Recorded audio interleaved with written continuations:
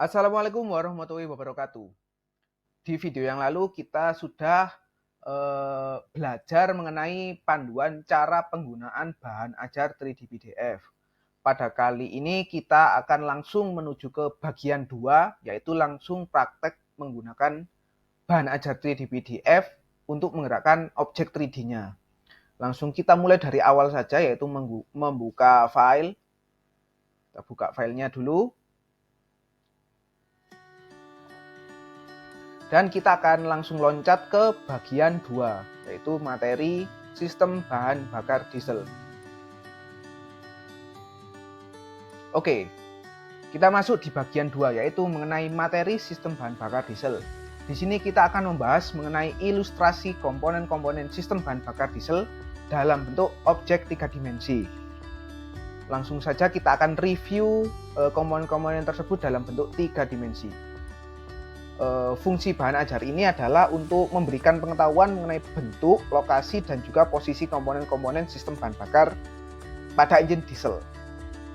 Untuk ketentuannya pasti sudah membaca panduan penggunaan bahan ajar.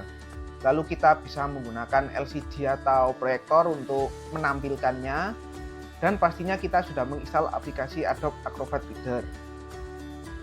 Penggunaan bahan ajar ini sebagai pelengkap, jadi dari peserta didik bisa tetap menggunakan LKS maupun buku, dan untuk visualisasi dari komponen-komponennya bisa menggunakan di tampilan layar menggunakan bahan ajar ini. Tujuannya agar peserta didik bisa mengetahui bentuk komponen sistem pada kendaraan, sehingga nantinya ketika terjun di lapangan mereka tidak bingung akan bentuk-bentuknya. Oh, seperti ini posisinya di sini, dan bisa tinggal explore mengenai fungsi dan cara perbaikannya. Di sini ada capaian pembelajaran dan alur tujuan pembelajarannya, yaitu untuk fokusnya memahami dari komponen-komponen sistem bahan bakar diesel. Adapun peta konsepnya adalah pertama, posisi dan lokasi sistem bahan bakar diesel pada mobil. Lalu kita mengerucut ke tangki, filter, water sedimenter, cleaning pump, feed pump, distributor, inlet atau pompa injeksi ya. Ada 3 jenis, distributor, inline, dan common rail. Lalu terakhir ada injektor nozzle. Pertama kita menuju ke sistem bahan bakar. Jadi kalau di buku atau di website skemanya seperti ini ya untuk bahan bakar. Untuk secara realnya di lapangan adalah kita lihat di objek mobil ini ya. Dilihat di mana sih sistem bahan bakar diesel itu. Jadi kalau kita lihat kap mobil, kita lihat view ya, ada nggak kap mobil, kap depan. Nah seperti ini kalau kita buka kap depan mobil diesel. Jadi di sini ada komponen yang menuju ke mesin. Kita langsung lihat sistem apa saja. Nah di sini kita lihat ada ini engine ya, perumpamannya ini engine. Ini ada hose pump yang kita sering sebut atau nama lainnya pompa injeksi. Lalu ada filter, ada separator di sini, dan juga ada injektor. Lalu di belakang ada tangki. Jadi kalau di mobil asli itu ada di sini, kita rotate. Nah, tangkinya ada di bagian belakang, lalu selangnya menuju ke depan dan menuju ke mesin ya. Next ada tangki bahan bakar. Mungkin secara ilustrasi seperti ini, namun kenyataan di lapangan kita lihat potongan. Nah di dalamnya ada sekat-sekatnya seperti ini, ada pipa, ini pipa angin-angin, ada pipa kembali atau return line, ada pipa yang menuju ke pompa yang paling panjang ini ya pipanya. Ini ruang masuknya di samping. Lalu di sini ada indikator bahan bakar. Nah, indikator bahan bakar kita pakai tampak illustration biar lebih jelas. Nah, kita besarkan. Jadi seperti ini bentuknya. Ada pelampungnya dan juga ada di sini mekanisme untuk menghitung tahanan. Next ada filter. Yang pertama adalah filter cover besi. Jadi covernya ini apa ya, seng dari besi. Untuk bagian dalamnya seperti ini. Lalu kita coba hilangkan filternya, bagaimana alurnya. filter paper kita delete lah. Nah, jadi untuk filter itu dari bagian yang luar itu ke kertas-kertas ini, baru kita ke tengah untuk keluar. Dari mana kita tahu alurnya seperti itu? Pasti dari tutupnya. Jadi kita lihat, cari tutupnya atau saluran ini, kita klik. Nah, jadi saluran masuknya itu ditandai dengan kalau ada tanda panah keluar, berarti dia saluran untuk keluar.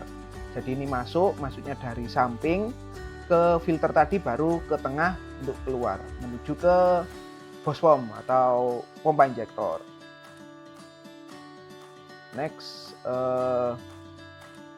ini juga ada full filter yang menggunakan cover plastik. Malahan filter ini banyak dijumpai di mobil-mobil yang baru. Hampir sama sistemnya, hanya saja covernya bentuknya lebih bagus saja dan juga lebih simple. Jadi dalamnya seperti ini, ada filternya. Nah, filternya seperti ini. Ini saya potong untuk memperlihatkan bentuk filter kertasnya. Jadi simple. Sedangkan untuk wadahnya hanya plastik biasa. Plastik kuat ya, bukan plastik yang biasa saja, tapi plastik yang kuat, namun bentuknya biasa seperti ini saja. Lalu tutupnya seperti ini. Sama dari luar. Setiap filter atau separator pasti ada tanda ini untuk menunjukkan pintu keluarnya. Next ada sedimenter. Nah, seperti ini. Ini kalau di bengkel nyebutnya separator ya.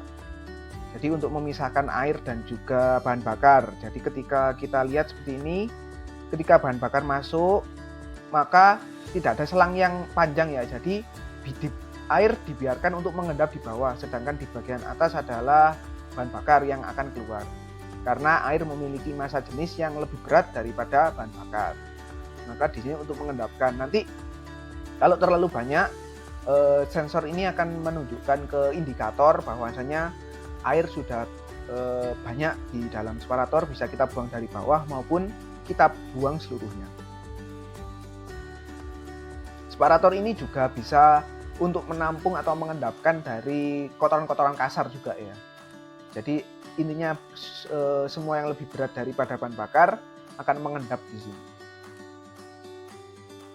Kita lanjut ke priming pump dan feed pump. Nah, di sini untuk inline, ini jenis inline, itu kenapa kok sama? Jadi kita akan jelaskan di sini apa perbedaan priming pump dan feed pump. Untuk penjelasannya bisa dibaca. Kalau priming pump itu secara manual, sedangkan feed pump itu mengikuti putaran mesin. Nah, seperti ini priming pump yang ada di separator. Bagian dalamnya adalah seperti ini. Jadi mekanisme untuk menghisap secara manual. Jadi sistem diesel ini dalam sistemnya harus penuh dengan bahan bakar agar tidak masuk angin. Jadi ketika penuh baru mekanisme hisap berfungsi, mekanisme hisapnya khususnya untuk hose pump itu berfungsi. Kalau tidak ada bahan bakar, kita bisa pompa secara manual dengan priming pump ini. Kita coba rotate lagi ya, bisa semua yang ada logo 3D-nya kita bisa rotate sesuai keinginan kita. Lalu di sini ada feed pump distributor. Nah, feed pump itu untuk suplai. Nah, suplai ini harus full ya, jadi dipancing dengan priming pump tadi, lalu ketika sudah full, feed pump bisa bekerja sesuai putaran mesin. Cara kerjanya simple, yaitu menggunakan pompa seperti pompa rotary vane ya, vane pump.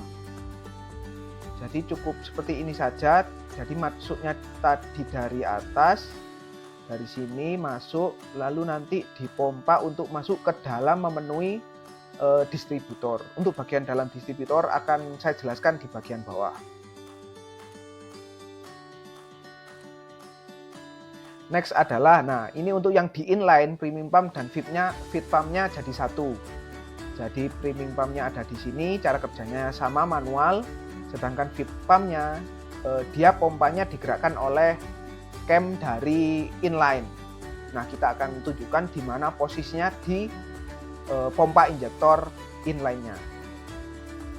Nah, kita masuk di pompa. Untuk distributor kita tandai dengan di mana keluarnya injektor. Jadi di sini di samping. sedangkan inline di atas secara sejajar. Lalu untuk common rail ini bentuknya udah beda sendiri, ada pipa memanjangnya dan juga tidak ada pompa injektornya. Jadi hanya pompa tekanan tinggi. Nanti untuk waktu penginjeksiannya diatur oleh ECU. Jadi di sini ada soket-soketnya, nanti kita jelaskan di bawah. Nah, seperti ini yang pertama distributor. Jadi tadi sudah membahas tentang feed pumpnya, kita buka saja. Nah, ini bagian feed pump ya, yang tadi feed pump. Nah, nanti bahan bakar akan mengisi ruangan ini penuh. Ruangan ini akan penuh. Nah, untuk ini ada full cut off. Jadi kalau ini aktif, dia bahan bakar akan masuk di sini dan akan diinjeksikan menuju masing-masing injektor nozzle. Kalau fuel pump mati, fuel cut off mati, maka tidak ada penginjeksian. Jadi seperti itu, karena mesin diesel ini yang diperlukan hanyalah tekanan bahan bakar. Jadi kalau terbuka terus selama bahan bakar ditekan, maka mesin akan hidup terus selamanya, nggak mati sampai bahan bakarnya habis. Jadi harus ada fuel cut off. Distributor ini sering digunakan pada mobil ringan, mobil harian, atau mobil yang tidak terlalu besar. Untuk komponennya nanti kita bisa perinci ya, ada plunger, ada cam plate, ini komponennya saja tanpa bodi. Nanti bisa kita rotasi. Lalu ada juga ini view satu, view lain, ini cam plate, ini plunger. Next ya, kita menuju ke pompa berikutnya, yaitu ada inline pump. Seperti ini sejajar ya untuk keluar injeksinya. Bagian dalamnya berbeda. Jadi untuk di sini bahan bakar hanya masuk di ruang ini saja, di ruang penginjeksian. Sedangkan untuk di bagian plunger atau cam itu hanya diisi oleh oli. Untuk bagian governor itu tidak ada apa-apa. Jadi di sini olinya sedikit, tidak terlalu banyak, hanya untuk pelumasan. Sedangkan di sini aliran bahan bakar. Kita lihat tanpa bodi. Kita aktifkan feed pumpnya ya, biar tahu di mana posisinya feed pump. Kita centang. Nah, untuk feed pump, nah ini feed pumpnya digerakkan oleh cam. Cam saja kita aktifkan, cam dan juga feed pump. Nah ini tadi. Jadi untuk 4 tonjolan ini masing-masing plunger, sedangkan tonjolan tengah ini untuk menggerakkan pompa feed pumpnya. Untuk pompa feed pump berbeda-beda, ada yang tengah, ada yang di samping, asalkan tidak ikut dengan nok dari plunger-plunger ini. Di sini juga ada mekanisme timing untuk menentukan waktu penginjeksiannya. Next. Untuk pompa yang terakhir yaitu common rail. Nah, di sini perbedaannya common rail dan pompa konvensional tadi. Common rail hanya kita memompa bahan bakar dengan tekanan tinggi. Jadi tanpa ada timing, kita pompa dengan tekanan yang tinggi. Untuk waktu penginjeksiannya diatur oleh ECU. Jadi di sini ada soket solenoid. Ini ada soket untuk aktuator menginjeksikannya. Nah, penginjeksian karena menggunakan ECU maka diperlukan banyak sensor. Ada di sini sensor tekanan yang ada di common rail, ada juga sensor di pompa tekanan tingginya. Nah, untuk menandai common rail itu sangat mudah, yaitu yang penting ada bagian ini. Ada bagian pipa ini, pipa memanjang yang membagi bahan bakar, itu berarti dia sistem common rail. Dan pompanya relatif kecil karena hanya untuk memompa tekanan tinggi. Oke, next saja. Dan yang terakhir adalah injektor nozzle. Nah, untuk injektor nozzle yang kali ini fokus di milik konvensional, yaitu inline ataupun distributor. Nah, bagian dalamnya tidak ada mekanisme elektronik sama sekali, hanya mekanisme konvensional. Yaitu ada spring, ada rumah needle ini. Jadi benar kita lihat pakai view potongan saja. Bahan bakar masuk dari atas ke samping. Ketika tekanannya tinggi, maka dia akan mendorong jarum ini untuk keluar menuju ruang bakar. Sedangkan ketika tekanannya tidak terlalu tinggi, bahan bakar ini akan lewat di celah-celah ini. Di celah-celah lalu kembali ke saluran kembali. jadi juga melumasi dari peer-peer yang ada di dalamnya. Jadi ketika BOSPOM distributor maupun inline tidak menghasilkan bahan bakar yang sesuai atau dengan tekanan yang sesuai, maka tidak akan keluar dari injektor nozzle ini. Makanya tekanannya harus tinggi. Itu saja untuk materi bahan bakar diesel menggunakan 3D object. Jadi lebih atraktif ya, lebih enak dilihat. Jadi kita punya bayangan ketika kita sudah melihat benda itu secara menyeluruh, akan muncul berbagai pertanyaan ataupun hal lain yang bisa kita eksplorasi lebih dalam. Untuk daftar pusakanya kita menggunakan beberapa rujukan Caterpillar, ada juga buku cetak resmi, dan juga kita mengutip dari buku cetak yang dimiliki SMK Negeri 6 Malang juga ya, engine dan unit alat berat. Kita juga menyusun ini menggunakan acuan dari penyusunan bahan ajar, panduan penyusunan bahan ajar. Oke, itu saja dari saya. Di sini ada tentang saya. Jadi bahan ajar ini saya gunakan untuk menyelesaikan tugas akhir saya atau skripsi saya, yaitu dengan mengambil judul penelitian Research and Development. Jadi saya melakukan penelitian karena memang di SMK itu jarang sekali engine diesel yang dibuka atau dibongkar, dan memang cukup riskan untuk membongkar engine diesel. Maka dari itu saya memfasilitasi dengan gambar objek 3D sehingga mereka punya bayangan, oh seperti ini cara kerjanya, bentuk komponennya, sehingga tidak perlu membongkar trainer diesel. Jadi nanti juga ketika kita di bengkel, contoh ada permasalahan, kita tidak bingung, contoh kita ingin konsultasi, kita bisa menunjukkan objek 3D ini, bagian mana yang kemungkinan rusak atau perlu diperbaiki. Jadi bahan ajar ini juga bisa kita gunakan di bengkel-bengkel sebagai visualisasi atau komunikasi mengenai komponen sistem bahan bakar diesel. Itu saja yang dapat saya sampaikan. Ada kurang lebihnya saya mohon maaf. Jika ada saran atau perbaikan bisa langsung tulis saja, kirimkan saja kepada saya, nanti akan saya gunakan untuk improvisasi atau perbaikan dari bahan ajar ini agar lebih mutakhir untuk digunakan. Terima kasih. Wassalamualaikum warahmatullahi wabarakatuh.